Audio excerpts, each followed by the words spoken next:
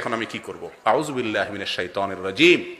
ভাইরা, আল্লাহর আরশ কাঁপার মতো একটা কাজ এটা, আল্লাহর আরশ কাঁপার মতো কাজ, জঘন্য অপরাধ।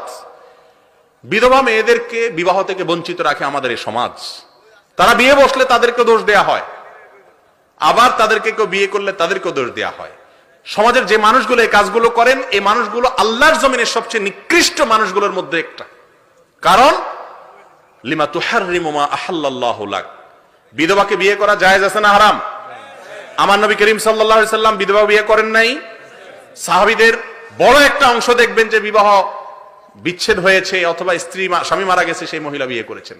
বরং কোন পুরুষ যদি কোন বিধবা নারীকে এই উদ্দেশ্যে বিয়ে করে যে আমি তার আশ্রয় হলাম, অভিভাবক হলাম, আল্লাহর কাছে সে বিশাল বড় সওয়াব পাবে, আজর পাবে। মনে রাখবেন, কোন সমাজে কোন নারী বিধবা হলে সবাই মিলে তাকে বুদ্ধি পরামর্শ দিয়ে বিয়ের ব্যবস্থা করে দিবেন। আমাদের সমাজে এগুলোকে খারাপ মনে করে। যারা খারাপ মনে করে